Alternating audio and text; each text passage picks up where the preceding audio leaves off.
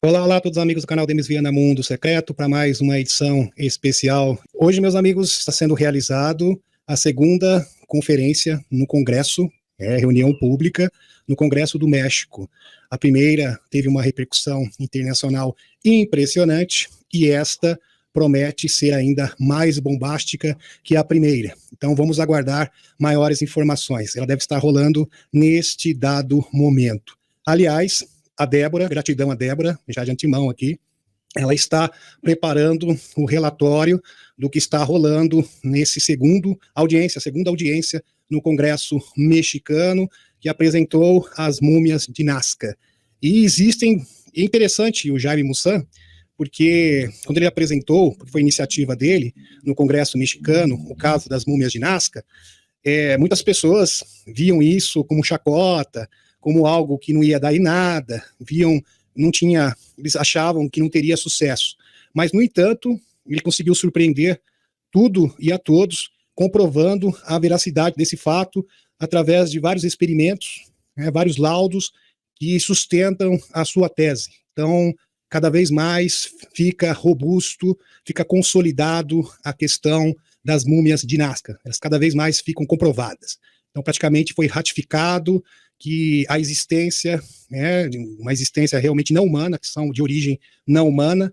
É claro que não se sabe ainda se é referente a extraterrestres, híbridos, mas a questão é que se trata, sim, de seres não humanos, intraterrenos, também é uma grande hipótese, a gente já trouxe aqui a baila no canal em outras ocasiões, então promete bastante. Meus amigos, continuamos aqui na casa do meu pai, gratidão ao meu pai, Roberto Viana, por ter abrido esse espaço aqui, tão gentilmente, para a gente dar continuidade ao nosso trabalho, porque, infelizmente, já virou uma novela, a gente continua sem luz na minha residência. É algo realmente inacreditável, surreal o que está acontecendo. É tão surreal que a gente conta para as pessoas, eu estava na academia hoje, inclusive meu pai me acompanhou, e as pessoas não conseguem acreditar, porque é algo realmente absurdo. Já passou, já extrapolou tudo que tinha que extrapolar. Vamos dar continuidade na atualização do Benjamin Fonfort, e eu fiz algumas complementações, então está mais robusto, com mais subsídios também, para sustentar a tese, não só do Fonfort, mas do canal, porque é uma versão do canal Demis Viana Mundo Secreto, para a gente tentar elucidar o que está acontecendo no planeta e fora do planeta também. Tivemos hoje o pronunciamento do jornal galáctico da Helena Danã, fantástico. Eu também reservei os principais tópicos que eu irei compartilhar com vocês nesta noite. Inclusive, a Helena fala sobre as Mad Bad, ela fala também sobre o que está acontecendo na Terra Prometida. Então, é realmente bastante esclarecedor. Isso aqui, meus amigos, foi na última conferência na Flórida. Isso, a Helena participou, o Dr. Michael Salla, Tony Rodrigues, a Tani Anderson, entre outros também. O Dan Willis também esteve presente, marcando presente. Jean Charles Moyan, entre outras personalidades do Disclosure, a revelação aqui do movimento do Disclosure Internacional. Aqui, alguém tirou essa foto incrível, e da Helena, no caso, é o post da Helena, enquanto eu estava me conectando com Eia, Príncipe Eia, ou Enki, antes de caminhar pelo beco até o palco. Uau! Realmente uma foto impressionante. Dá para perceber, meus amigos, vou dar até um zoom aqui, para vocês observarem melhor, detalhadamente. Olha só isso aqui, realmente parece um rosto, impressionante, nesse canto aqui, tem um reflexo nítido de um rosto. E vejo que nesse momento, a Helena, antes da sua apresentação, estava se comunicando com Enki, e parece que o Enki realmente acabou aparecendo. Incrível, meus amigos, realmente espetacular, fantástico. E não foi a primeira vez que isso aconteceu, não. Para quem não sabe. A Helena é arqueóloga, profissional, ela trabalhava para o governo francês, ela deixou a profissão para se dedicar, no caso, à sua carreira, escrever os seus livros, o canal do YouTube, muito bem. Isso também aconteceu. Na segunda, ocorre uma incrível fenômeno, isso aqui foi no Egito. No Egito ela tirou uma foto quando era arqueóloga, foi na final da década de 90, já faz um bom tempo. Aqui, um fenômeno acima da cabeça de Helena, como um guarda-chuva, algo se abrindo à esquerda. Aparece um rosto. E de quem será esse rosto? Do Anax. O Anax que faz parte da família de alma, família galáctica da Helena Danã, se apresentou aqui de uma forma realmente espetacular. Deixa eu dar um zoom aqui para vocês observarem melhor. Olha que impressionante aqui, meus amigos. Exatamente aqui, ao lado da Helena, dá para perceber um rosto do Egarote, né, porque o Anax é um Egarote que faz parte do Conselho dos Cinco, aqui do ladinho da Helena. Realmente incrível. Aliás, a própria mãe da Helena, a avó da Helena, se não me engano, ela conta no livro dela que ela foi abduzida, mas é convidada, tá? Porque os seres extraterrestres positivos, aliás, eu tenho até alguns posts referentes a isso, eles convidam, eles fazem esse tipo de convite, você não gostaria de ajudar, contribuir, etc. E ela aceitou, ela topou, e eles colocaram, né, inseriram, no caso, um pouco do seu DNA nela, para que a Helena, no caso, toda a família, pudesse realmente, efetivamente, ter essa conexão não só de alma, mas também de DNA com os Egarotes. É impressionante.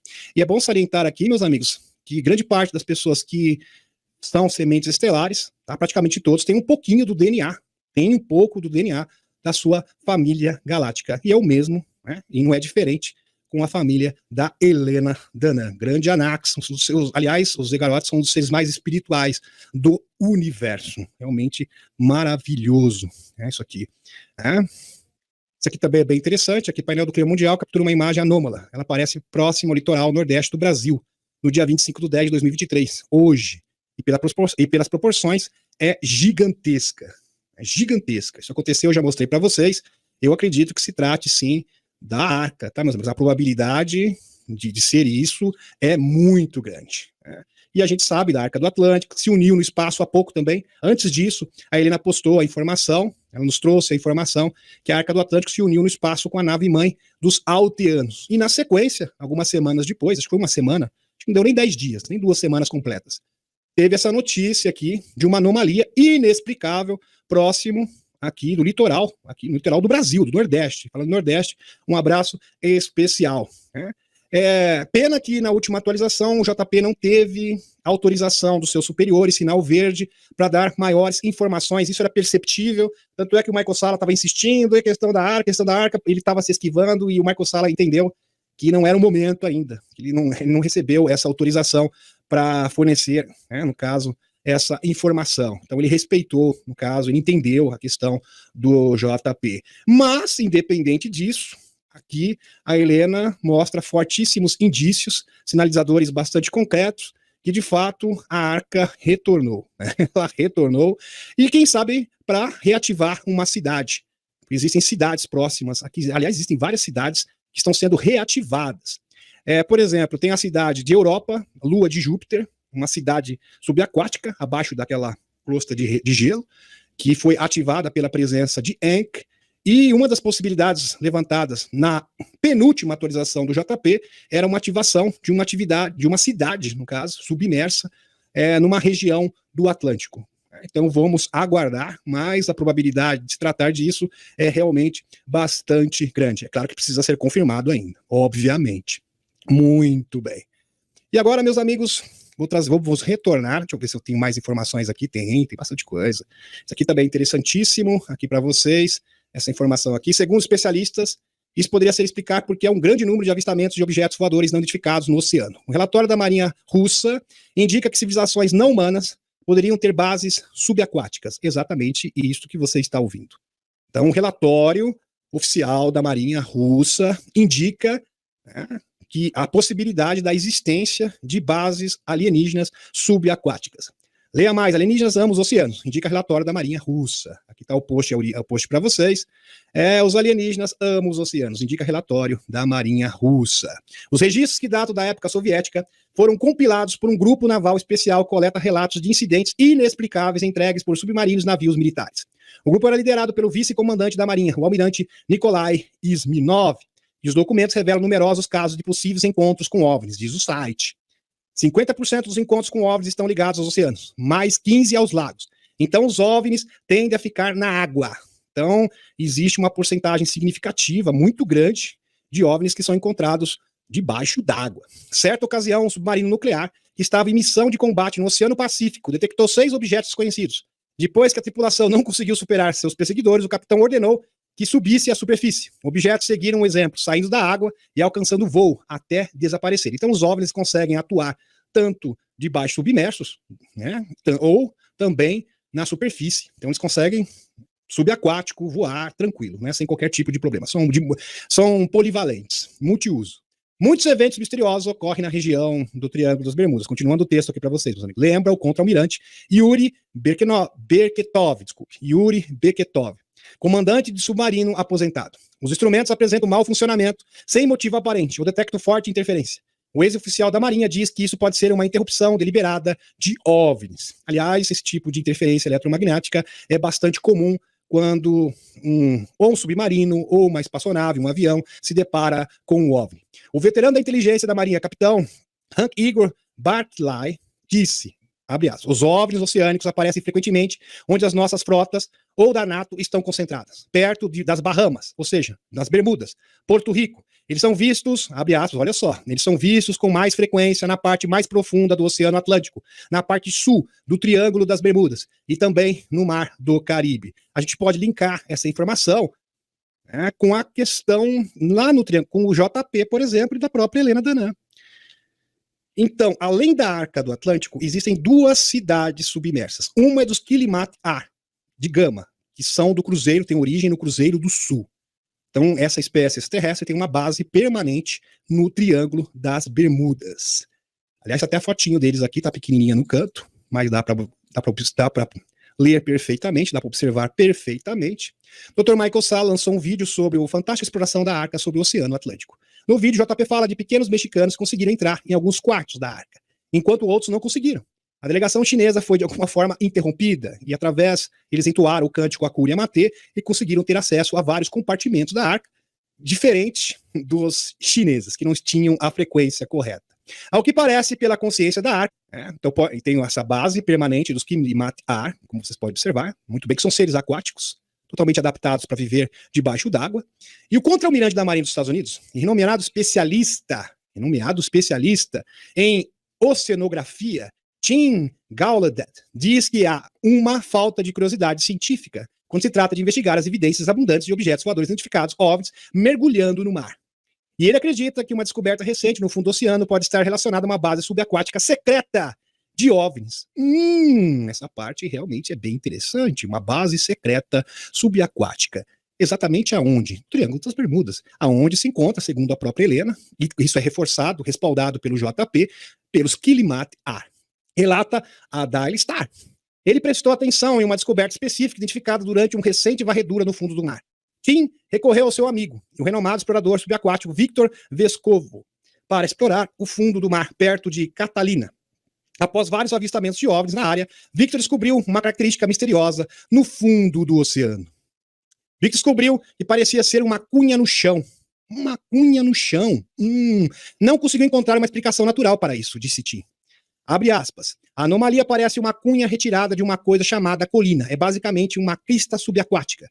E uma cunha dela foi totalmente escavada e deslocada horizontalmente por 2 quilômetros. E isto não é justificável. A única justificativa plausível seria a confirmação de uma base subaquática misteriosa. Eu só quero encontrar uma explicação para isso, mas isso leva a especular. Isso é evidência de uma interação submarina de WAPs com o fundo do mar? Ou mesmo local para infraestrutura submarina, para onde essas coisas vão? Surge a pergunta, o que está por trás dessa descoberta misteriosa? Tim Gallaudet sugere que isso poderia ser evidência de OVNIs subaquáticos interagindo com o fundo do mar, ou mesmo localização da infraestrutura subaquática, para onde esses objetos não identificados estão se dirigindo, ou seja, uma base. Nesse momento, Tim não tem planos de revelar a localização possível dessa base de OVNIs. A gente não sabe exatamente a localização precisa. Mas acrescentou, prestem atenção, estou mantendo as coordenadas em segredo porque fui abordado por um produtor da Netflix, olha só, produtor da Netflix, e ele pode estar financiando uma expedição para mergulhar lá, para fazer um documentário. Ele apenas esclareceu que esse local misterioso está localizado na Baía do Sul da Califórnia, em algum lugar entre a ilha Catalina e Long Beach. Bem interessante. Tem mais, mas uma base submarina em Malibu.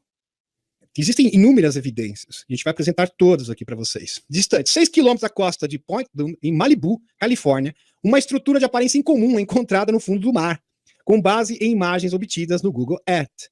Sem falar dos apunianos. Meus amigos, existem várias espécies diferentes que vivem, têm bases fixas nos nossos oceanos. Alguns são naturais da Terra, outros são bases extraterrestres.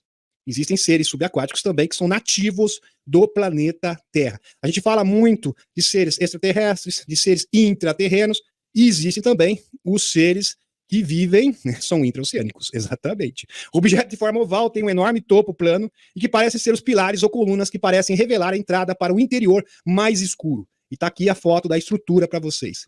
Alguns acreditam, né? Acreditam, alegam. É claro que é uma explicação xixilenta. Não, que isso aqui é uma formação natural. Eu acho um pouco difícil, né? Tá muito perfeito, simétrico, com colunas. Realmente difícil. Aqui tem mais. A anomalia, por enquanto, vamos chamar isso, está cerca de 2.000 metros abaixo da superfície da água, com cerca de 3 milhas de largura.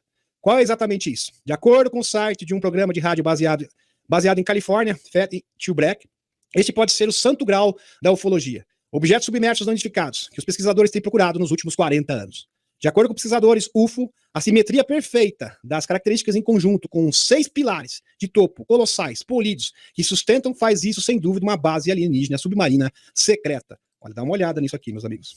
Se não é uma base submarina, é uma grande estrutura que se preservou durante milhares e milhares de anos, quem sabe da Atlântida. Seriam as únicas duas explicações plausíveis. Eu não vejo, sinceramente, uma terceira via que possa, de fato, explicar este fato.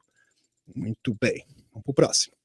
Alguns analistas UFO, mesmo em comparação a trincheiras perfeitamente alinhadas para uma rede de tubos, a linha de energia que se segue na estrutura insinua que o projeto anômalo poderia ser obra-prima de uma raça antiga e avançada que prosperaram uma vez na área antes que ficasse engolido pela água, depois de um grande colapso que ocorre na região ártica. Agora, difícil de você acreditar que depois de tantos milhares de anos, de uma catástrofe dessa, porque se estivesse na superfície foi antes da área do gelo, e está totalmente preservado dessa forma, é um pouco estranho. Por isso que essa tese de ser uma estrutura do tempo da Atlântida, com mais de 20 mil anos, é um pouco, assim, raso. É raso. Não se sustenta muito.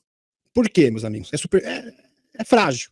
Porque é um pouco difícil, é muito perfeitinho demais. Né? Parece que está tudo intacto. Você, uma estrutura, depois de passar vários cataclismas diferentes, geralmente fica em ruínas. Né? Tudo em ruína, mas não é o caso aqui. Bem interessante. Outro lugar, mas existe outro lugar também, bem interessante, outro lugar onde as pessoas frequentemente relatam encontros com OVNIs, é o Lago Baikal, na Rússia. Aliás, no Lago Baikal, o próprio Nick Pop, ex-M6, ele garante que, de fato, ele mostrou documentos, existem documentos que comprovam isso, que soldados, no caso da Marinha russa, mergulhadores russos, tiveram um encontro com seres extraterrestres. E foi um encontro não muito legal. Isso aconteceu em 1982. Em um caso, em 1982, um grupo de mergulhadores militares treinados em Baikal viu um grupo de criaturas humanoides vestidas com trajes prateados e o encontro ocorreu a 50 metros de profundidade. E os mergulhadores tentaram pegar os estranhos. Na verdade, tentaram sequestrar um dos membros. E vendo isso, eles fizeram, através de tecnologia, os mergulhadores subirem de uma só vez. E subindo de uma só vez, eles não aguentaram, né? Não aguentaram a compressão. E praticamente, quase todos, tá, meus amigos? Não foi praticamente, não. Foram todos, acabaram desencarnando. 3 dos 7 homens, não, foram alguns, foram 3 dos 7 homens desencarnaram, tá? Então foram 7, 3 desencarnaram. Enquanto outros 4 ficaram gravemente feridos. Vladimir Azaza disse: penso nas bases submarinas e digo, por que não? Nada deve ser descartado. O ceticismo é o caminho mais fácil. Não acredite em nada, não faça nada. As pessoas raramente visitam grandes profundidades. Né? As pessoas raramente visitam grandes profundidades. Por isso é muito importante analisar o que eles encontram lá. Bem interessante. Aqui tem o Dr. Richard Sauder, no seu livro Bases Subaquáticas e Metro. O Dr. Richard Sauder mostrou aqui um documento que admite a existência de bases submarinas desconhecidas. É um documento da Marinha dos Estados Unidos reconhecendo a existência de bases submarinas de origem desconhecida, com planos concretos de instalações da Marinha Subaquática. E também existem planos, aqui no caso, nesse documento, da construção, utilizando a tecnologia similar desses seres, para a construção também de bases humanas. Até tem aqui a sugestão, será que a Aliança estaria trabalhando com os pedianos ou com outra raça subaquática? Muito provavelmente. E aqui tem os pedianos, segundo o David Adair, aliás, foi o irmão dele que teve um contato com esses seres, que vivem no Oceano do Pacífico, que são muito tecnológicos. Eles têm uma nave em forma de bolha d'água, uma espécie de bolha d'água onde eles podem viajar pelo espaço. O Emily Smith, segundo Emily Smith, existem muitos tipos de alienígenas que vivem no ambiente aquático. O doutor Emily Smith, que é médico cirurgião, ele mesmo alega ter feito 3.000 autópsias de seres extraterrestres. Alguns se parecem com peixes-bois, alguns parecem com golfinhos, alguns até mesmo têm formato de cintura para baixo, para se parecer com escamas, tipo sereia, e tem nadadeiras na borda externa. Mas do peito para cima, eles parecem bastante humanos, ou seja, característica dos seres mitológicos, né, que são tidos como as sereias. Eu acho que pode ser de onde vêm as sereias. Acho que, historicamente, os tempos em que os marinheiros viram essas criaturas provavelmente se originaram nesse planeta. Há muitas cidades subaquáticas que as pessoas encontraram, mas o governo não quer que as pessoas saibam que elas estão localizadas lá. Não porque eles estivessem submersos na água, mas porque é onde eles realmente viviam, as cidades sob o oceano. É também prova o fato de que esses alienígenas viveram aqui em uma época e eles floresceram. Né? Realmente espetacular. Aqui, meus amigos, um mapa da América de 1562 retrata uma sereia com OVNI. Então, desde a antiguidade, veja aqui, no início da Era Moderna, 1562, eles faziam essa associação entre sereias e OVNIs. Porque, de fato, essas bases subaquáticas, esses seres, têm tecnologia semelhante à dos OVNIs, que podem atuar tanto debaixo d'água quanto no ar, a céu aberto, ou no espaço, não tem limites. Realmente impressionante. Até o homem primitivo, você tem aqui pinturas rupestres, né? O homem primitivo deixou relatos em cavernas de sua convivência, que parece não ter sido das melhores. Está aqui. Meus amigos? Até os homens da caverna, o homem primitivo aqui mostra, né, que batalhas com sereias, seres subaquáticos. E é bom salientar, como eu havia dito para vocês, existem seres aquáticos que são nativos da Terra. Então, nem todos são extraterrestres. Cristóvão Colombo, por exemplo, meus amigos, escreveu em seu diário de bordo que viu sereias perto do Haiti em 1493. O Richard Whitburn relatou oficialmente ter visto uma sereia em uma das suas viagens para Nova Escócia em 1610. A tripulação de Henry Hudson relatou oficialmente ter visto uma sereia em 1608, numa viagem pelos mares árticos.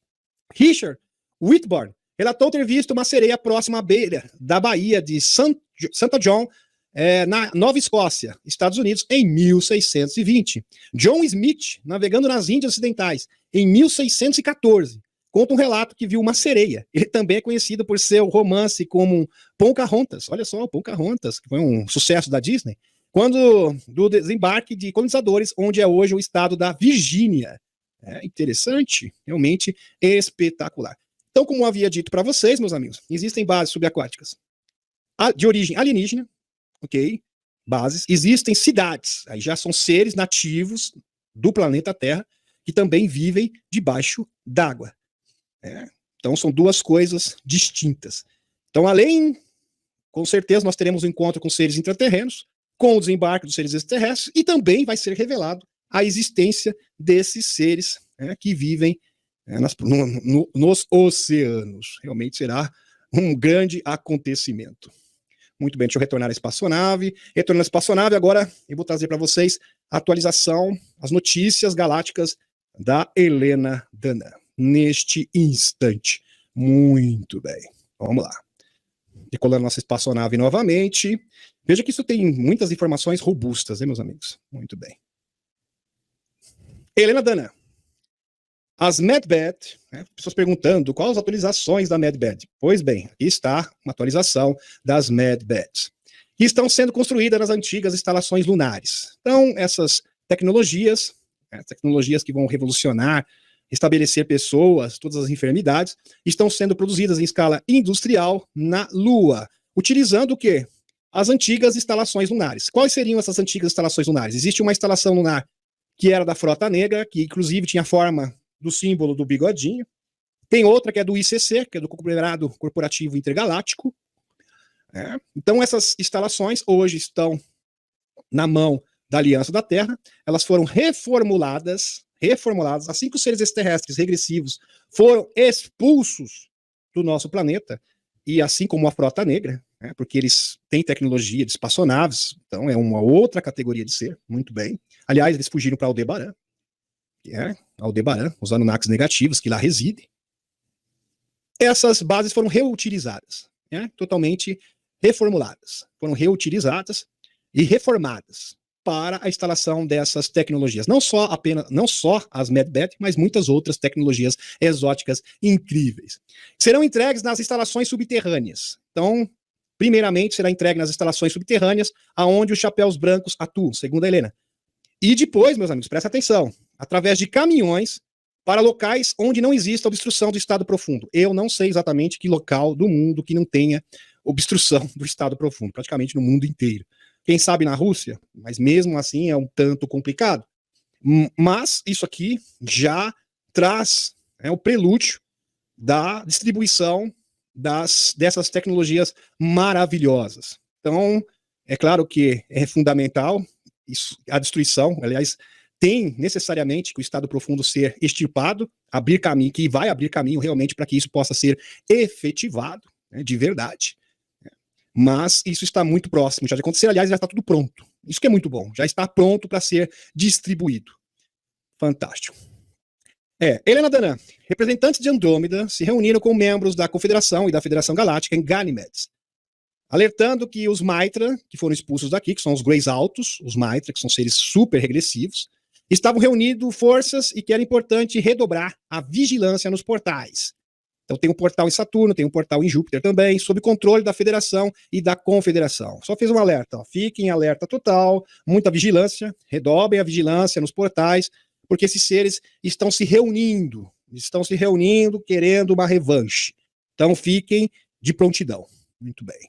Tem mais aqui. Helena Danã, os regressivos, olha, presta atenção nessa informação, meus amigos, que é super atual. Os regressivos sabem que a revelação está batendo as portas, de fato. Os regressivos já sabem. Aliás, meus amigos, está sendo engatilhado por todos os lados. Congresso dos Estados Unidos, o Kirkpatrick foi demitido, agora terá o novo diretor da ARO, o novo congresso que está sendo realizado neste momento, uma nova audiência, no caso, novo congresso, nova audiência sobre OVNIs, está sendo realizada neste momento no México, que promete ser bombástica, é mais surpreendente que a primeira. Então, estamos aqui aguardando, muita coisa acontecendo. É fantástico. Aqui, os regressivos sabem que a revelação está batendo as portas e por isso precisam de uma distração para retardarem o processo inevitável, jogando duas facções controladas por eles mesmos. A gente sabe muito bem, né, o que está acontecendo lá na Terra Prometida. Então, as duas facções são controladas pelas mesmas pessoas para fomentar o quê? O ódio. Isso fará vítimas, já está fazendo, de ambos os lados. Mas para eles, a vida humana não importa. A revelação das tecnologias reversas ou exóticas irá expor as agências de 3 letras. Todas as agências de 3 letras. Corporações aeroespaciais, Lockheed Martin, Northrop Grumman, Aerospace Corporation, todas elas.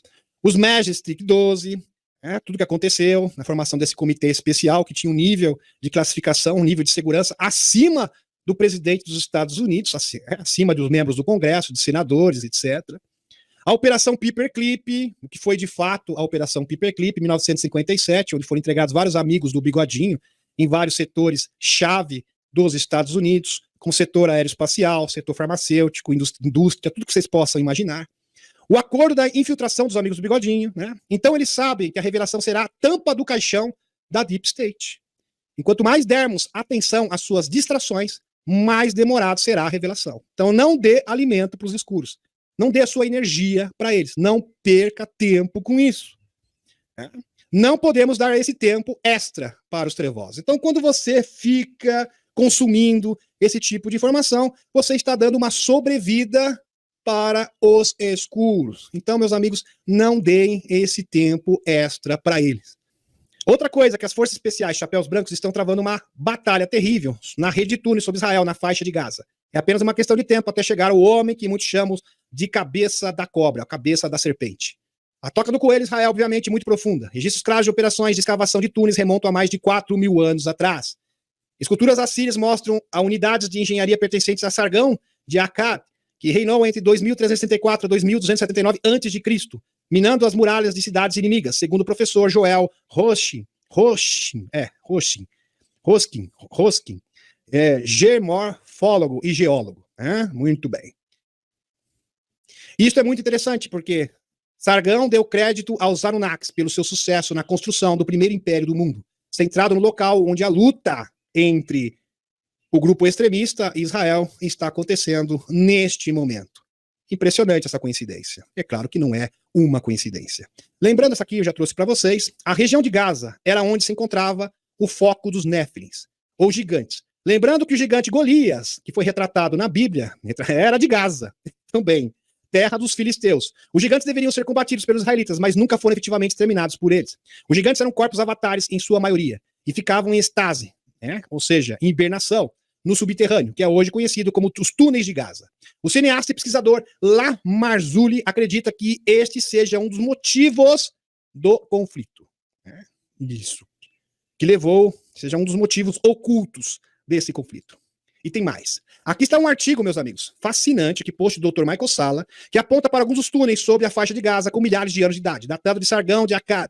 Isso após alegações de que os Anunnakis e Gig foram muito mais ativos no desenvolvimento de minas, túneis na Palestina e Israel, e que os remanescentes podem ser usados por grupos palestinos como o grupo extremista, que vocês já conhecem. Será que alguns dos gigantes Néfilins que batalharam com os antigos israelitas escaparam para túneis subterrâneos em busca de segurança e agora estão ajudando os palestinos, como afirma La Marzulli e tal, extraterrestres e outras coisitas mais, pelo Dr. Michael Salla? Essa hipótese eu não acredito, tá, meus amigos? Depois eu vou mostrar por quê, eu vou justificar.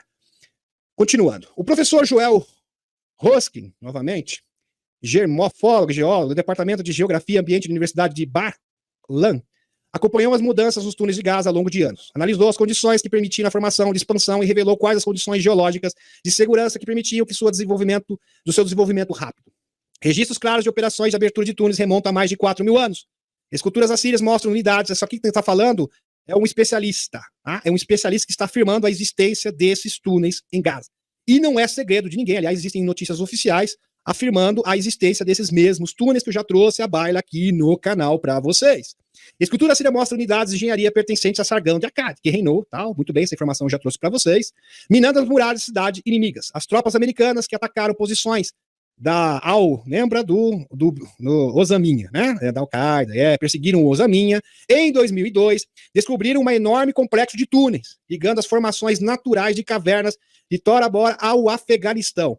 Então, esse especialista israelense, tá, meus amigos, desse artigo aqui que eu estou mostrando para vocês, aqui, geólogo israelense, o geólogo israelense referido aqui é esse Joel Hoskin, da Universidade de Bar-Ala, né? Muito bem. Barlan, no caso, Barlan, de Bar-Lan, o Joel Hoskin, deve ser Joel Hoskin, muito bem. Ele está afirmando que existe uma rede de túneis por todo o Oriente Médio.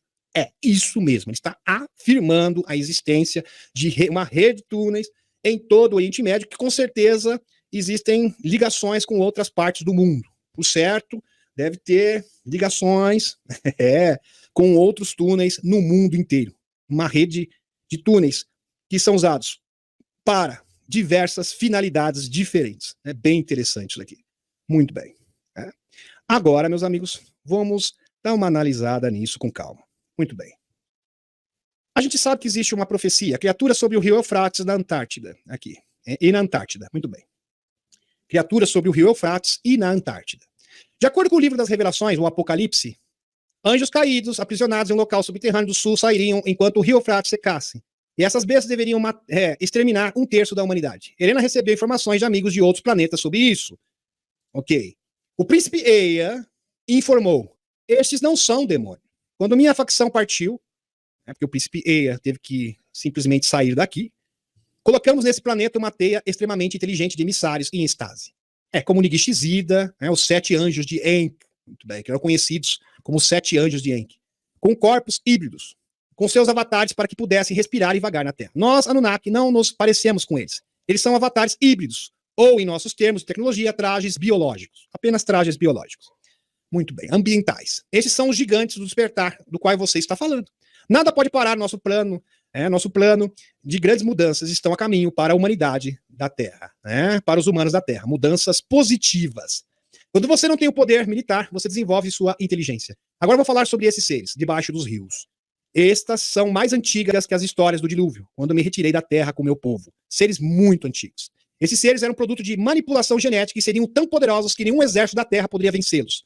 Seria o exército do apocalipse final, que foi preparado e programado pelo Eliu. Então Eliu entendeu o seguinte: se tudo der errado, de repente a Aliança da Terra, meu irmão vem para a Terra e ele consegue me derrotar, e derrotar também os meus os meus asseclas que eu deixei aqui, né? E os meus representantes, melhor dizendo, os meus representantes aqui humanos da Deep State, né, das dinastias, eu tenho o botão vermelho. E esses seres seriam o botão vermelho do Elil.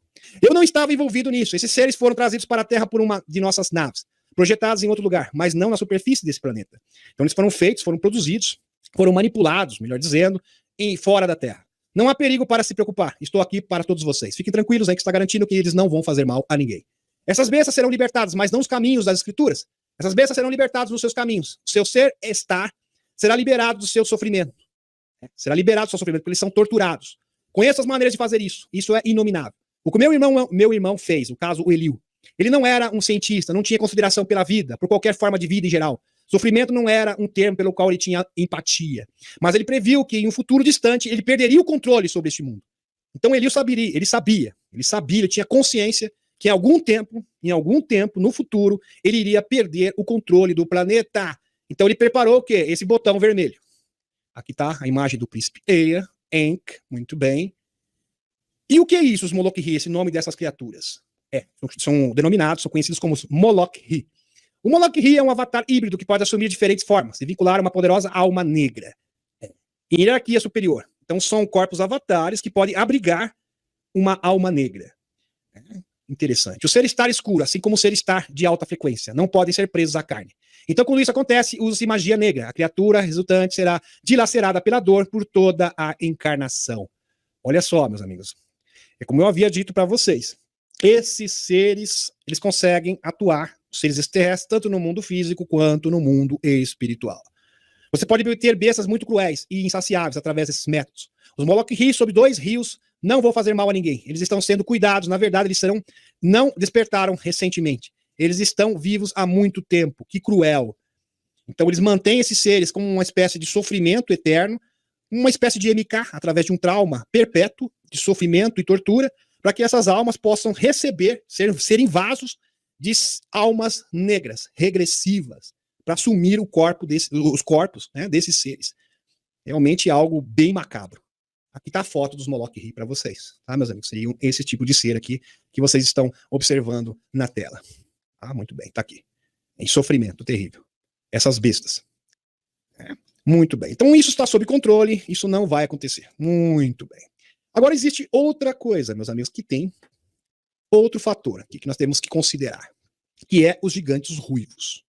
Ora, naquele tempo havia gigantes na terra, e também depois, quando os filhos de Deus possuíram as filhas dos homens, aos quais deram filhos. Esses foram os valentes, varões de renome na antiguidade. Gênesis 6:4. A citação dos Néfilins. Bom, essa questão de hibridização você também vai encontrar nos escritos sumérios antigos, tá? Frases, Enuma Elish. Aliás, o livro de Gênesis é uma versão, é um plágio, uma versão dos escritos sumérios. Isso não é só a minha opinião, o Paul Weller dessa opinião, entre outros grandes pesquisadores. Aliás, é uma questão muito simples, é só você ler os escritos sumérios, você vai perceber que de fato é um plágio, é uma versão. A Bíblia nada mais é que uma versão dos escritos sumérios. Os escritos sumérios já falavam do dilúvio antes da Bíblia, fala dos Néfilins antes da Bíblia, fala da criação do homem tudo antes da Bíblia. Citação da criação do homem, tudo, exatamente tudo. Aliás, existem palavras e termos que são idênticos, são os mesmos termos. Muito bem. Em 1967, o arqueólogo na Polônia descobriu os restos surpreendentes do que foi agora confirmado como um gigante medieval. Fêmea. É surpreendente que os restos sobreviveram tempo suficiente para ser confirmado como uma anomalia, sem misteriosamente ter sumido e medindo apenas 2 metros e 30 centímetros, que pode ter sido presumido que ela era anormalmente grande. Bem interessante. E é bom salientar aqui para vocês, meus amigos, que os gigantes, eles usavam um método para se acasalar com as humanas. E por que eles fizeram isso? Eles fizeram isso porque os gigantes eram corpos avatares e eles eram estéreis, eles tinham esterilidade, então eles conseguiam procriar. Mas quando eles se juntavam, esses corpos avatares de Anunnakis, gigantes, com os humanos, formando híbridos, aí eles conseguiam procriar, conseguiam se multiplicar. Por isso que eles tiveram relações com as mulheres da Terra. E como que era feito isso? O feto, ele ficava apenas 2 meses na barriga da mãe, depois ele era extraído. Aliás, os extraterrestres fazem isso, tá? É muito comum. Várias mulheres que estavam grávidas, existem inúmeros relatos dentro da ufologia, que perderam, simplesmente o feto sumiu, não tem nada, sumiu. sumiu. Do nada, desapareceu. Tá? Não existe qualquer tipo de registro. E foi confirmado que a mulher estava grávida, né? Até ultrassom, sumiu, desapareceu. Geralmente é abduzido, ok? São híbridos. Tá? Geralmente é caso de híbrido. Muito bem. E aqui usavam a mesma metodologia, a mesma tecnologia. Então, as mulheres ficavam com esses gigantes, como eram seres bem grandes, né? Imagina o Gilgamesh. 3,5 metros, 4 metros de altura. Um parto natural não ia rolar mesmo. Então, o que acontecia? Não era nem cesariana, nem mesmo cesariana, seria impossível. O pequenino, o feto, se desenvolver, porque era gigante, literalmente gigante. Então, eles extraíam o feto e colocavam um tipo de um útero artificial que eles tinham e terminava a gestação. Era mais ou menos isso que eles faziam. E por que eles faziam isso? Porque os avatares Anunnakis, por exemplo, um avatar gigante Anunnaki, quando acasalava com outra, o que acontecia? Ele ficava estéril. Eles não conseguiam se multiplicar. Então, aí eles fizeram um experimento. Vamos tentar com o humano. Vamos tentar os Lulus, as Lulus, no caso, as fêmeas, Lulus. Aí funcionava. Aí eles conseguiam se multiplicar. Entenderam, meus amigos? Então foi por esse motivo. Muito bem. Em 1977, o arqueólogo napoleão descobriu os restos surpreendentes, aqui eu já mostrei para vocês, já falei. Muitas tribos nativas americanas contam histórias sobre a existência muito esquecidas de uma raça de seres humanos que era muito mais alto e mais forte que os homens comuns. Estes gigantes são descritos como bravos e bárbaros, e lendas mencionam frequentemente sua crueldade em relação a quem eles quiserem. Os Paiutes, indígenas norte-americanos, uma tribo que se instalou na região de Nevada há milhares de anos, tem uma lenda notável, que não é tão lenda assim, sobre uma raça de gigantes ruivos chamados Sitka. Literalmente, significa os nossos comedores. Tá? Sitka, indígena, significa os nossos comedores, porque eles eram canibais. Os antepassados Paiutes os descreveram como canibais selvagens e inóspitos. Na linguagem dos Paiutes, Sitka significa literalmente seus comedores. A legenda diz que os gigantes vieram de uma ilha distante, atravessando o oceano em jangadas construídas usando plantas fibrosas. A lenda conta que os de Sitka travaram uma batalha com os Paiute e todas as outras tribos vizinhas, espalhando terror e devastação. Finalmente, depois de anos de conflito, porque a inteligência sempre vai prevalecer sobre a força bruta, eles conseguiram desenvolver uma técnica e destruir esses seres, caçar e exterminar todos esses gigantes ruivos canibais. O último gigante de cabelo vermelho restante foram expulsos e procurou abrigo dentro de uma caverna. Como as tribos começaram um incêndio na entrada da caverna, sufocando, e no caso, segundo o relato, ele foi queimado vivo, um Sitka. Aqueles que expulsaram, aqueles expulsos pela fumaça também foram exterminados. Muito bem. Em 1876, um engenheiro de mineração chamado John Haidt passou a ouvir a lenda de um grupo de Paiutes enquanto faziam uma prospecção perto de Lovelock, Nevada. O índio lhe disseram que a lenda era real e a caverna estava localizada nas proximidades. Quando ele viu a caverna, Haidt sabia que tinha alguma coisa. Embora essas investigações não tenham sido averiguadas, não é surpresa. As fontes disseram que os restos mumificados de vários gigantes antigos de cabelos vermelhos foram encontrados enterrados na caverna, medindo em média 3 metros de altura. Essas múmias têm sido chamadas de gigantes de Lovelock. Está aqui para vocês, olha que interessante. Todos com cabelo ruivinho. E tem uma outra evidência. Alguém fala, mas tem uma evidência mais robusta? Tem sim, tá, meus amigos? Essa aqui. Soldado afirma ter aniquilado, abatido, um gigante de 3,5 metros, algumas fontes falam 4 metros, existe uma divergência, 3,5 metros a 4 metros, no Afeganistão. Em 2002, exatamente em 2002, na Terra Prometida, ali no Oriente Médio, não na Terra Prometida, mas ali próximo, no Oriente Médio. Quando dobramos a clareira, você podia ver a cobertura de caverna. Então vi muitas pedras, que é outra singularidade. Então a matéria óssea não estava perto o suficiente para identificar que tipo de ossos. E é bom frisar aqui, destacar, meus amigos, que o Talibã, na ocasião, estava sendo aterrorizado por esses seres, e o próprio exército americano entrou numa missão para combater esses seres. Eu vou resumir a história para vocês. E eles viram ali um monte de ossos reunidos, tá? Vários ossos reunidos, próximo de uma caverna. Aí eles se depararam, saiu de lá um gigante absurdo, e eles pegaram, obviamente, as suas armas M4, e assim, o ser não caía. Então ele sofreu uma rajada, assim, de metralhadora, e ele persistia, ele continuava avançando, impressionante. Ele continuava avançando, e foram disparados assim, coisa de filme, sabe, filme de Hollywood. Foram disparados muitos tiros, aí eles conseguiram abater este gigante. Foi uma saraivada de tiros, assim, absurda. Acho que ele levou mais de 200, 300 tiros para cair. Ele não caía de jeito nenhum. Era um homem com pelo menos 3 a 4 metros de altura, era um gigante de barba ruiva, com cabelos compridos, passava dos ombros um vermelho escarlate. Dan, assustado, no caso esse foi a testemunha, corre para ele e começa a atirar. E o surpreendeu todos nós na realidade, porque era surreal. Enquanto Dan estava se aproximando dele, todos nós tiramos mesmo com a quantidade de tiros, o gigante ainda se mexia. Não caía, parecia coisa de filme de terror. Sabe que filme de terror? Parece o Jason, né? Ele continua de pé, ele insiste, ele persiste. Ele não consegue, é impressionante. Igualzinho o Jason, né? Esse filme de terror, aquele monstro, leva um monte de tiro, metralhadora, paulada, ele continua de pé.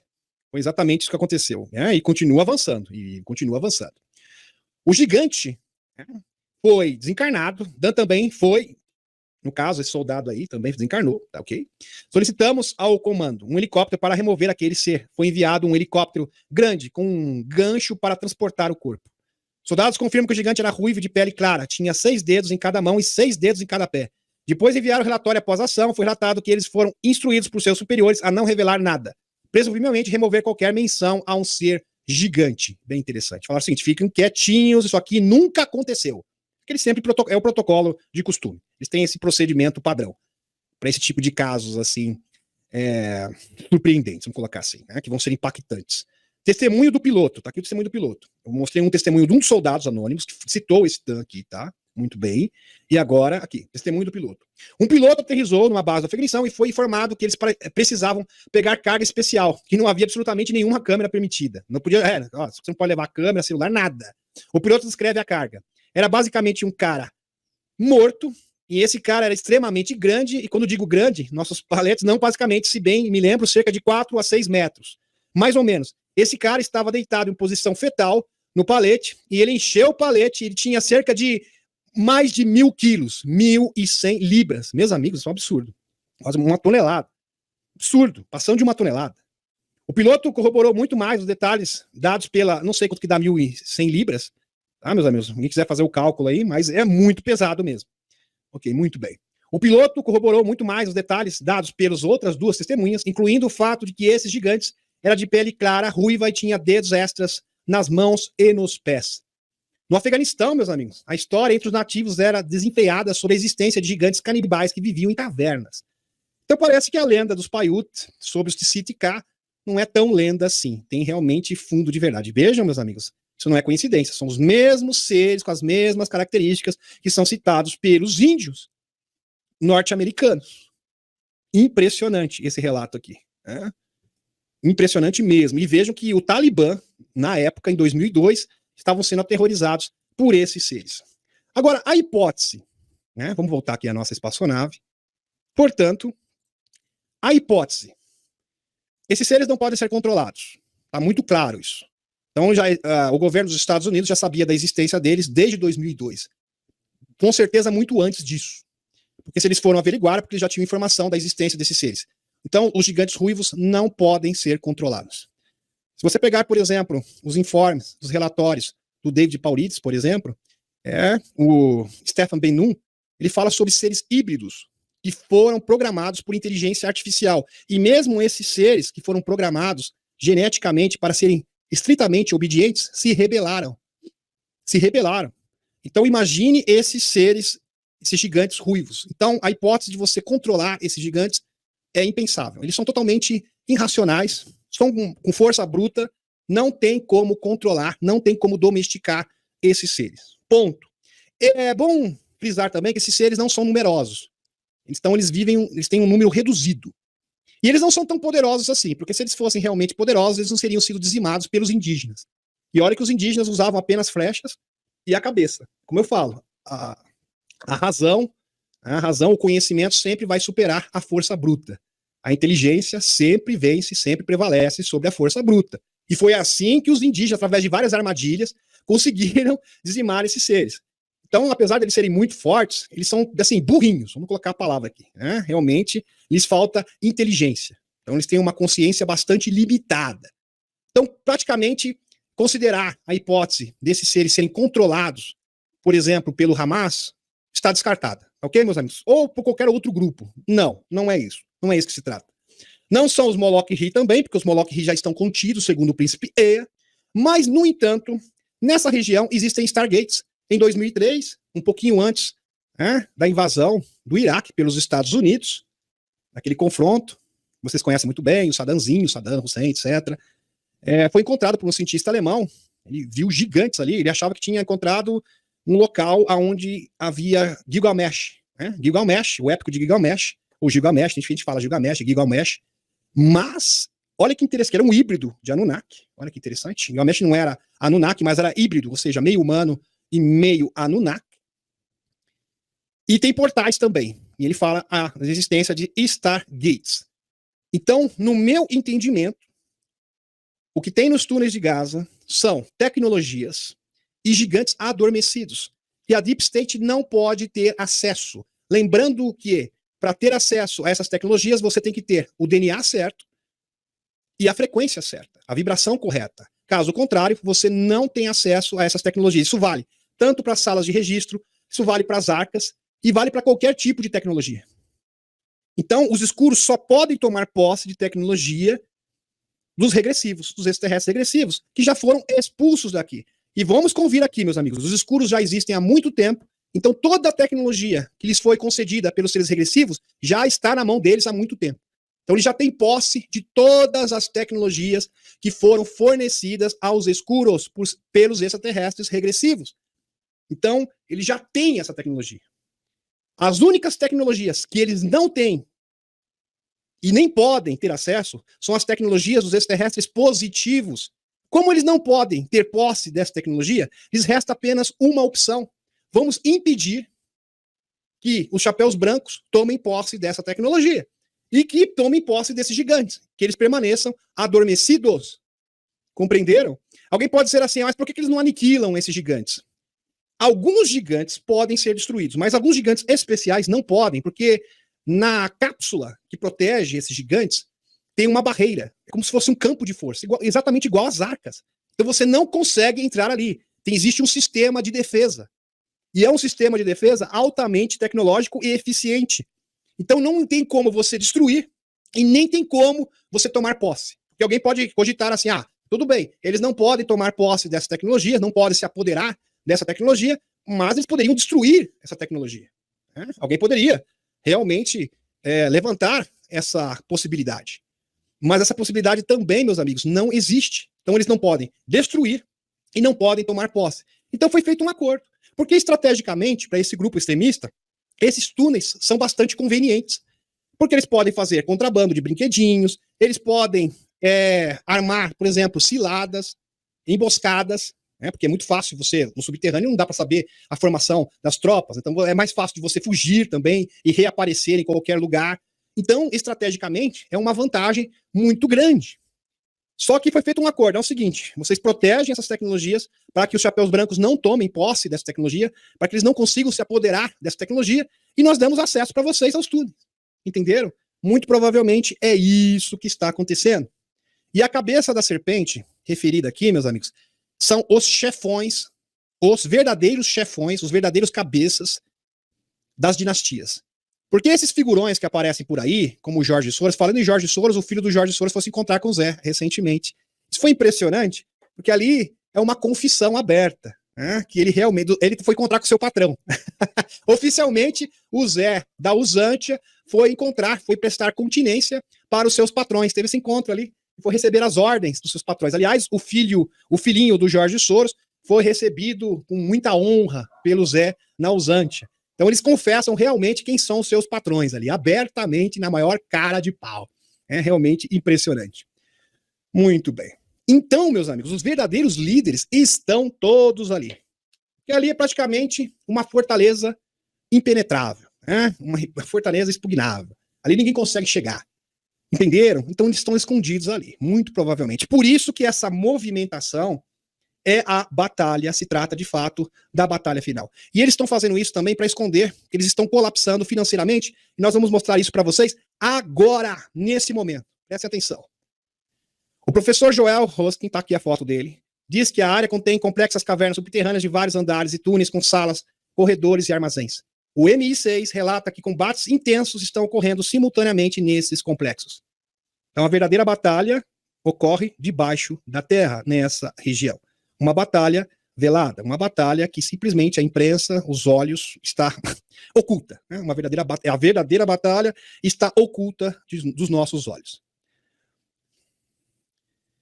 Escalada da corrupção na Usantia é incomparável a qualquer lugar do mundo, diz Putin. Então ali é o antro, é o covil da corrupção, é a corrupção da corrupção. Todo mundo é corrupto. Moscou, 3 de novembro, agência de notícias TASS, a corrupção na Usantia é incomparável em qualquer lugar do mundo, disse o presidente russo Putin, na sexta-feira, na última sexta. Como exemplo da corrupção da Usantia, o presidente russo citou a venda de brinquedinhos. Diz agora, brinquedinhos usantianos estão surgindo no Oriente Médio. Interessante. Os brinquedinhos que foram fornecidos, olha que incrível isso, foram fornecidos pelos americanos ao Zé, agora estão aparecendo aos montes na mão dos grupos extremistas. Quer dizer, indiretamente, quem está armando o grupo extremista que os Estados Unidos está combatendo junto com Israel, isso é um paradoxo. Né? Foi fornecido pelos próprios Estados Unidos. É inacreditável. Eis o Grécia aí realmente é um grande paradoxo. Um absurdo! Então, de fato, os brinquedinhos que estão na mão desse grupo terrorista, do terror extremista, que vocês conhecem muito bem, vieram do Zé, lá da Usantia. Que impressionante. Então, indiretamente, os americanos estão municiando, praticamente estão municiando. É incrível isso, meus amigos. Então, os brinquedos de Israel, grande parte vem dos Estados Unidos, e os brinquedos do outro lado, dos dois lados, vêm dos Estados Unidos. É inacreditável. Parece piada, mas é isso mesmo que vocês estão ouvindo. Claro que estão, porque são vendidas, disse ele. Acrescentou que a Usantia também vende brinquedinhos ao Talibã, proibido na Rússia. E a partir daí, os brinquedinhos se espalham por qualquer lugar, disse Putin. Tudo está à venda, descreveu a situação na Usantia. Tudo, absolutamente tudo. Aqui em breve. Participantes do Fórum de Verona sobre a irracionalidade das sanções ocidentais. Algo realmente insano, injustificável, algo que é coisa de louco mesmo. De insano. Aqui. Uzbequistão, 3 de novembro, agência TASS. As sanções ocidentais já não são um obstáculo ao desenvolvimento da Rússia, ao mesmo tempo que causam danos colossais aos seus iniciadores, principalmente na Europa, afirmaram autoridades russas no Fórum Econômico Euroasiático de Verona, em Samarcanda. Como disse o vice-primeiro-ministro russo Alexei Uverchuk, Moscou. Em geral, não se importa com quantas sanções lhe serão aplicadas, né? Mas a Europa sendo privada do acesso aos recursos energéticos. Aliás, meus amigos, o PIB do russo subiu 2,3%. A estimativa era de 1,3%, mas foi muito acima do esperado, da expectativa inicial, e está agora em 2,3%. Crescimento da economia. E, em contrapartida, a economia, por exemplo, da Alemanha, que é referência na Europa, aliás, é a economia mais robusta, teoricamente, da Europa, está estagnada. Em contrapartida, olha só, a Rússia, que está sofrendo as sanções mais brutais de toda a história, não tem precedentes na história, a sua economia cresceu 2,3%. Em contrapartida, a gente pode usar aqui como referência a economia da Alemanha, está totalmente estagnada. É impressionante. Então, é o verdadeiro tiro que saiu pela culatra. Em geral, não se importa quantas sanções serão aplicadas. Mas, sendo privado do acesso a recursos energéticos russos, perdeu sua principal vantagem competitiva. De acordo, porque tinha o quê? Combustível e energia barata. De acordo com as estimativas mais conservadoras, a União Europeia perdeu 1,5 bilhões de dólares devido à ruptura com laços econômicos com a Rússia. Observou o vice-ministro dos negócios estrangeiros russo, o Alexander Khrushchev. Muito bem. Aqui, o Kremlin admite surpresa com o crescimento econômico russo. Nem o Kremlin está acreditando. 2,8%, meus amigos, quase 3% de crescimento. Impressionante. País realmente que faz a coisa certa, realmente combatendo o Fed americano, os globalistas, e isso faz abertamente, porque até então, o Putin, até pouco tempo atrás, ele combatia os globalistas de forma velada. Agora, ele dá nome aos bois. Impressionante. Meus amigos, isso de fato é mão de inteligências superiores. Okay? Apesar da situação muito difícil durante o último ano, 9 meses, a introdução de sanções sem precedentes contra nós, como o mundo nunca viu antes, o nosso governo conseguiu não só estabilizar a situação, mas o nosso Ministério do Desenvolvimento Econômico prevê 2,8% de crescimento na nossa economia. Esta é uma ótima notícia, em muitos aspectos, provavelmente até inesperada para o nosso próprio governo, afirmou Peskov. Observando que em abril a maioria das previsões apontava para o crescimento do PIB russo este ano de apenas 1,2%. Então superou em muito as expectativas.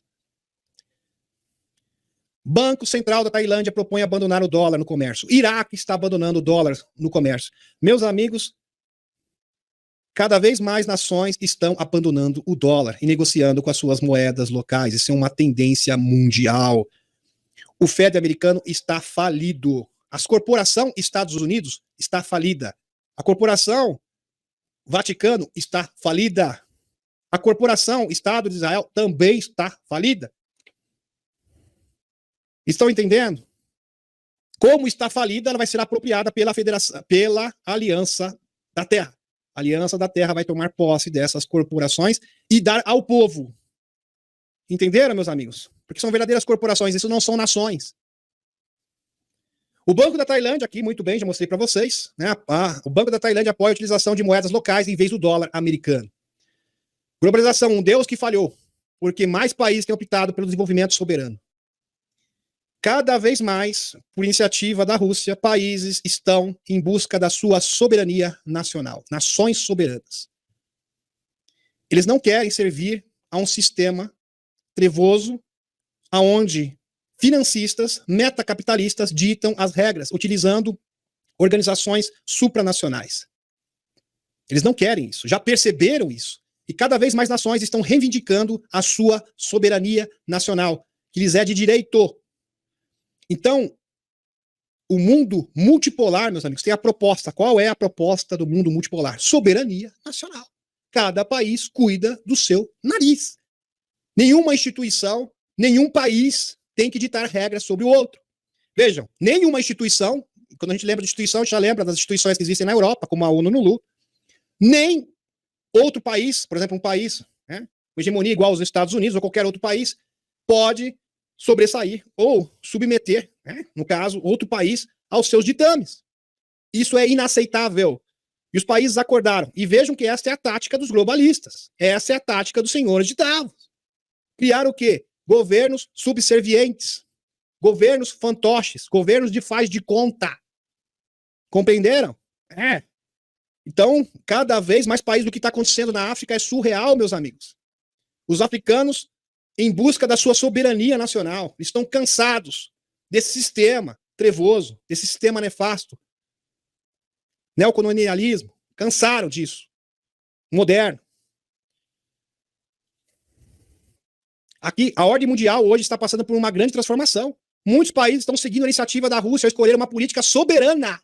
Política soberana. Ao escolher uma política soberana, abandonando assim as falsas promessas da globalização. Em verdade, já faz bastante tempo, pelo menos desde a década de 1900, que a globalização foi vendida como um processo inevitável para o pleno desenvolvimento da sociedade humana. Então, a globalização, ou seja, a integração de todos os povos através da internet, da cultura, do cinema, etc., era apenas um pretexto para um possível governo a nível mundial. Era uma preparação, era uma ponta de lança. Vocês estão entendendo? E eles perceberam isso. O problema é que a forma como a globalização se deu emana, sobretudo, das políticas econômicas e culturais expansionistas dos Estados Unidos. Ou seja, apenas uma desculpa para que alguns poucos, em outras palavras é isso, pudessem ditar as regras para todo mundo.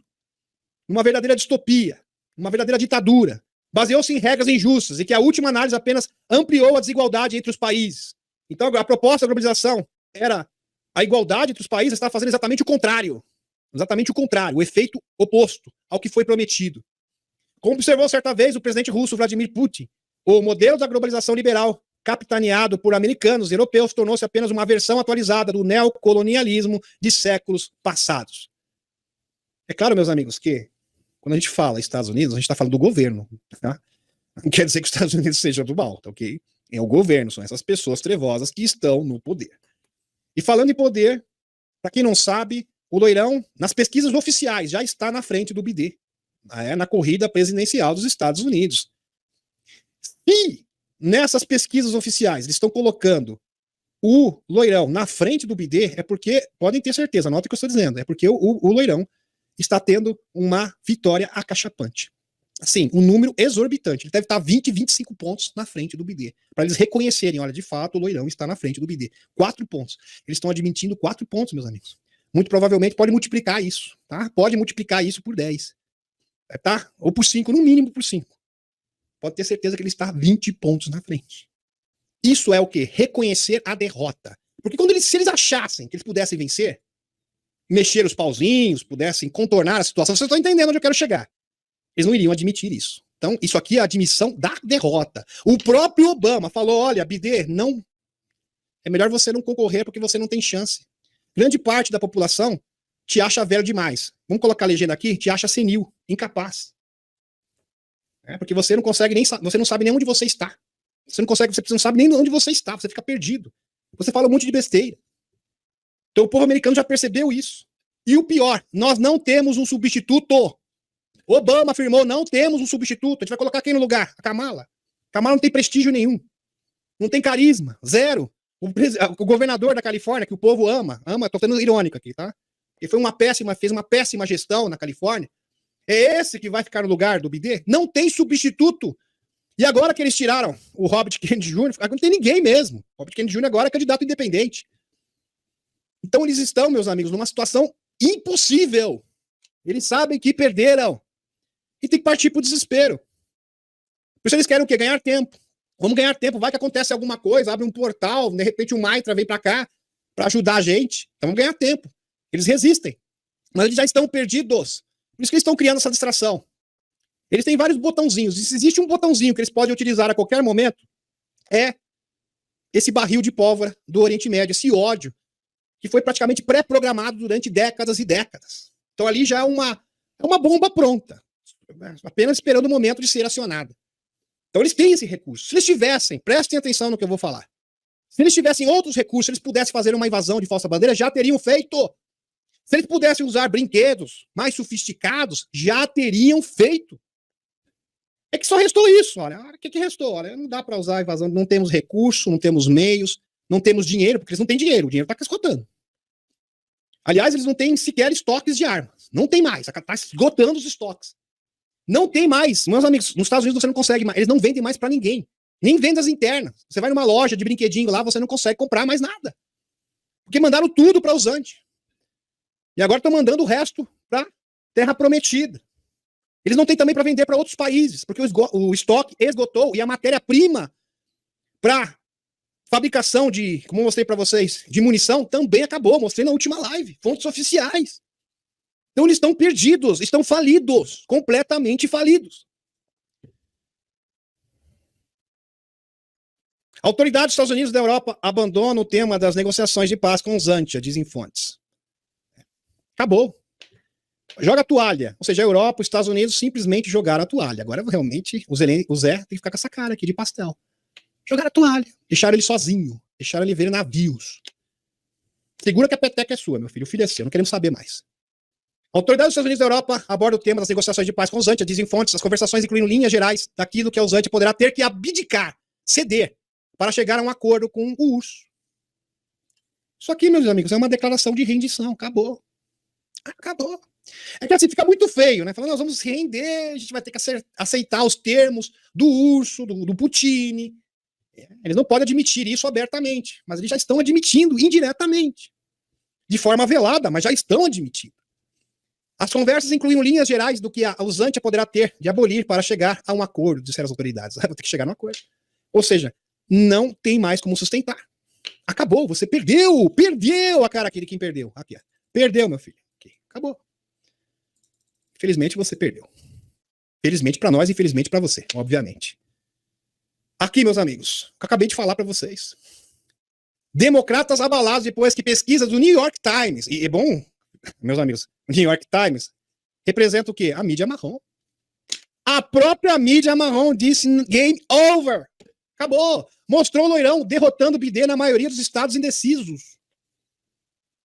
A mídia marrom admitindo que, Biden, você não tem como competir com o loirão.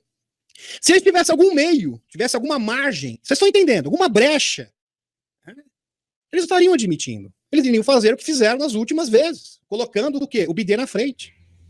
O Biden está na frente. Muito provavelmente o loirão deve estar mais de 20, 25 pontos. Aí fala, aí não tem como. Aí não tem jeitinho. Entendeu? Não tem margem pro jeitinho. Entenderam agora? Não tem. Tem que admitir a derrota. Os democratas estão em pânico depois que uma pesquisa do New York Times divulgou no domingo mostra loirão limpando o chão. Limpando o chão. Tô aqui, meus amigos, com o presidente Biden. Em 5 dos 6 estados decisos que Biden conquistou em 2020. Em suma, se a eleição de 2024 fosse realizada hoje, de acordo com o New York Times, não sou eu que estou dizendo, de acordo com o Times, Loirão derrotaria absolutamente Bidê. Aqui, tá a fonte para vocês. Impressionante, não? Aqui um encontro do patrão com seu funcionário. Não é um encontro lindo, do patrão com o funcionário. Aqui. Filho de Soros se reúne com o chefe do gabinete do Zé. Aqui o encontro do patrão, do financiador, com seus empregados. É interessante, né? Com seus funcionários, né? O Zé é o funcionário do sistema. Por isso que eles são chamados de líderes marionetes. Aqui. O filho, só que aqui é abertamente. Aliás, eles fazem isso em muitos países, viu, meus amigos? Muitos países. Só que aqui já tá na cara, já revelou mesmo. Entendeu? Para todo mundo ver. Aqui eles não fazem questão de esconder, nem um pouquinho. O filho de Jorge Soros, Alexander Soros, se reuniu com o chefe de gabinete do presidente usantiano, André Mack, relatou à mídia local. Eu estou muito grato ao meu amigo Alexander Soros, que bonito que você é, coisinha fofa, por sua visão e confiança na usante e nosso povo, disse Mack. O que ele foi fazer lá, hein? Eu pergunto. Será que ele foi mandar algumas ordens, um recadinho? Ou foi demitir o Zé? Pode ser, né? De repente ele foi lá demitir o Zé. Desculpa, mas você está demitido. E a demissão aqui é um pouco complicada, né? Ele não vai perder só o emprego, né? É que vocês me entendem. Vamos para o próximo. Aqui você fracassou miseravelmente, está demitido. Lembrei do Roberto Justo agora. Muito bem, aqui. No programa dele. É claro que existem muitos relatos credíveis sobre a destruição de bases subterrâneas em todo o mundo. Sinal disso são os terremotos com profundidade de 8 a 10 quilômetros que apresentam prejuízos causados por substâncias explosivas. Isso indica que a base militar subterrânea profunda foi destruída. Nos últimos dias, muitos desses terremotos foram registrados no Irã, na Austrália e em outros países. Houve também uma explosão de 27 de outubro em epicentro, perto do Aeroporto Nacional de São Francisco, de acordo com o Serviço Geológico dos Estados Unidos. Segundo ele, o terremoto ocorreu aproximadamente 13 quilômetros abaixo do aeroporto, às 18h38 da noite, horário local. Bem interessante. Aqui. Os globalistas também são trazidos à tona. Um deles é a presidente da Comissão Europeia, a Ursula von der Leyen. Você de novo, a von der Leyen. Olha, esta é realmente... Não tem palavras para descrever a von der Leyen, falar a verdade. Falta adjetivos. Porque, assim, primeiro que ela falou que a Rússia foi responsável pela bomba de Hiroshima e Nagasaki. Quer dizer, é inacreditável. Esse é o tipo de revisionismo mais esdrúxulo que eu já vi na minha vida. E depois, falando que os palestinos... Não vou entrar aqui no mérito. Tomando partido como se civis não existissem, né? Civis que se explodam. Aliás, ela só dá depoimento realmente deprimente, né? O presidente do Conselho Europeu, aqui, Charles Michel, dado o ataque contra ela porque ela rejeita o apelo da União Europeia para acabar com a crise humanitária na faixa de Gaza. Ela quer realmente que o circo pegue fogo. Aliás, por ela, joga mais gasolina e acabe com tudo. Todo mundo se destrua, né? Se extermine. O presidente da Hungria e da Eslováquia também bloqueiam os esforços da Úrsula para branquear milhares de milhões de euros incontáveis em... Aqui, porque lá é um país corrupto, né? Isso é fato, né? Aliás, tem até o coronel McGregor afirma, o Putin também afirmou. Lá é assim, tá, meus amigos? Infelizmente, lá é a terra, é o centro, é o epicentro da corrupção mundial. Deixa eu retornar à espaçonave. Gratidão pela presença de todos vocês.